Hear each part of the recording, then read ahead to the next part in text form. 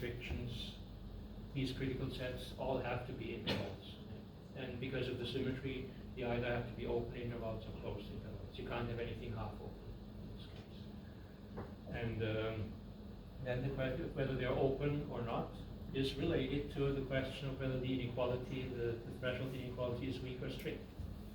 And again, earlier on, we thought, well, shall we use weak? Shall we use strict inequalities? And it turns out we don't have a choice.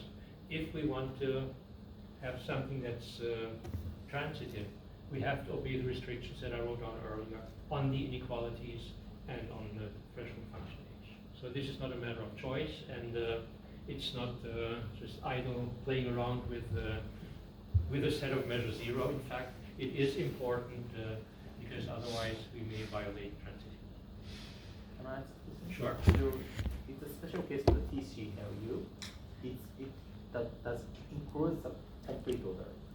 That's a special case. No.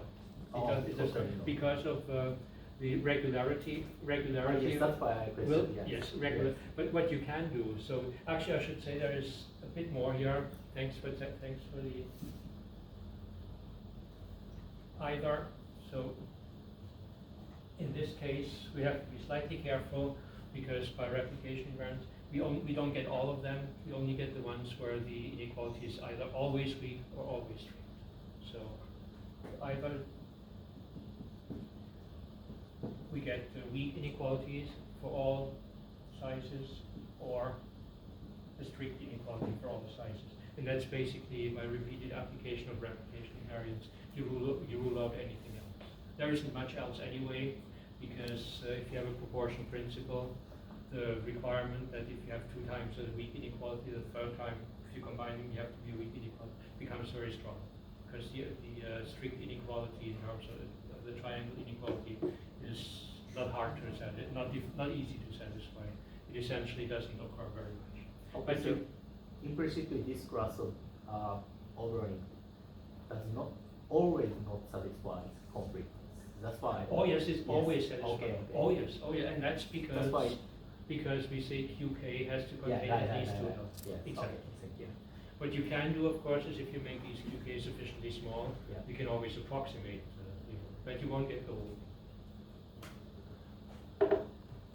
Now, as another final result, we have a characterization of the constant subclass. In that case, we use an axiom that we call midpoint consistency.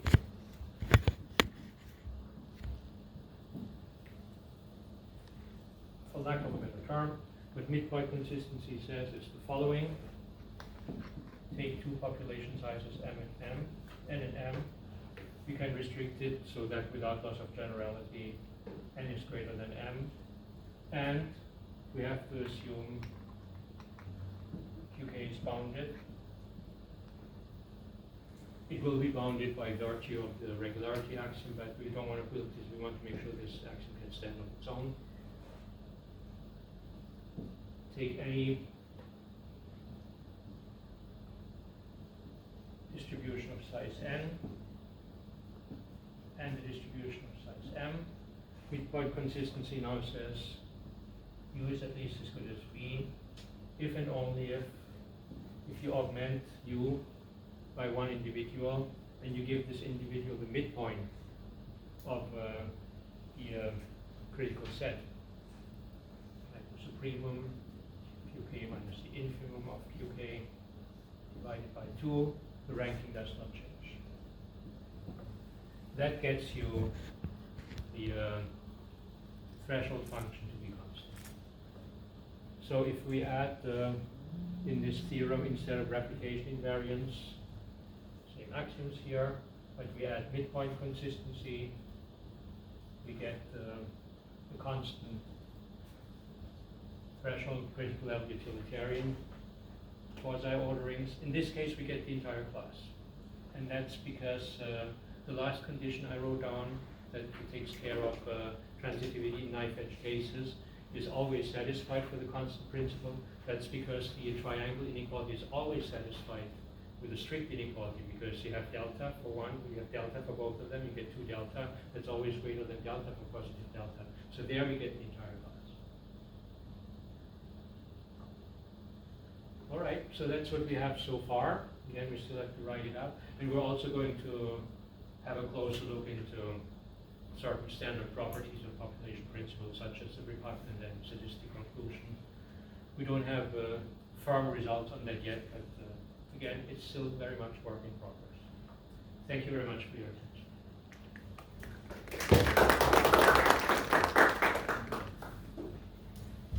Any comments or questions?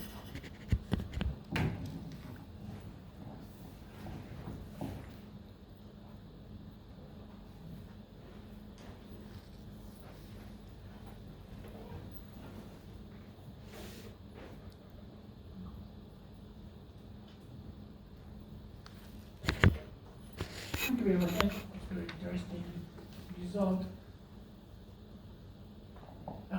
I'm not so familiar with this field, so I don't know whether there is such kind of function or not. But so because so in this case we can consider the different function h.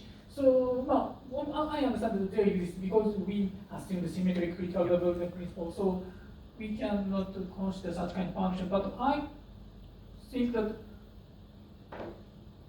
in that case,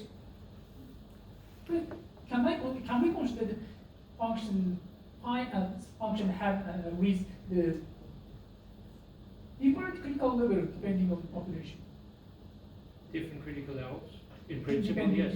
For example, if you have average utilitarianism, the other critical level is average utility, but they are typically considered, for good reason, very unappealing variable population principles. The reason is that if you have a population that's extremely well off by all standards, and you consider adding someone just a little bit below the average, according to average utilitarianism, this is considered a bad thing.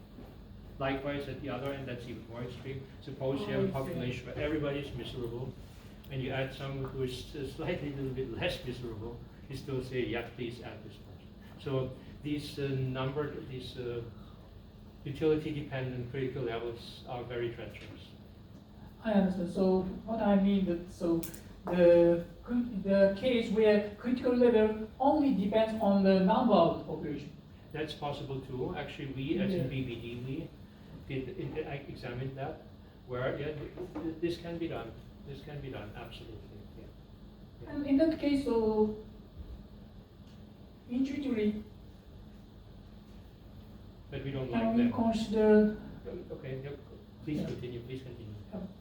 So in that case, we can say that the gap of the sum of the utility, the gap of sum of utility, if the gap of sum of utility is less than some range, depending on the number of population, then it will be incompatible. Yes, exactly. I see. But the reason why we didn't consider them here is because there is I think, a very good argument in favor of a constant critical level, and that's because you get this as a result of assuming an independence property that says if you have people who are unaffected by any comparison, whether these people are around or not will not affect your ranking. If you do that, you actually get a constant critical level. And to us, that's a very powerful argument in favor of having a constant. It can be done, and again, we have done it. But BBD, we have done it, but we are hesitant to promote it as a desirable principle. But to answer your question, yes, yes, yes. So you mean that so critical level, considering the uniform critical level is normatively important? Yes. I see. Yeah.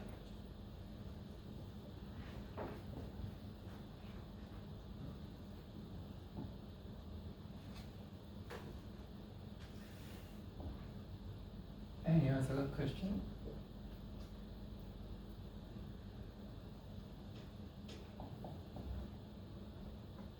Professor, can you incorporate any distributive justice consideration? Yes.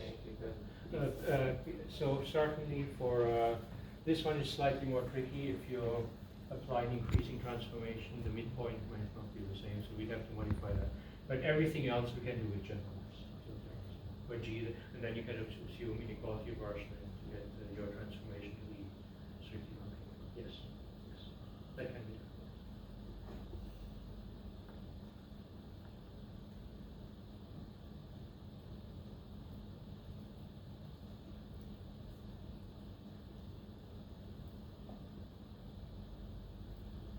threshold critical level utilitarianism.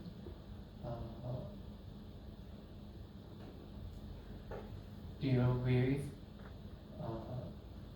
Nodic's utility monster problem. If you add contain for one individual very hard working, But no more so than any other utilitarian. No more or less than any other.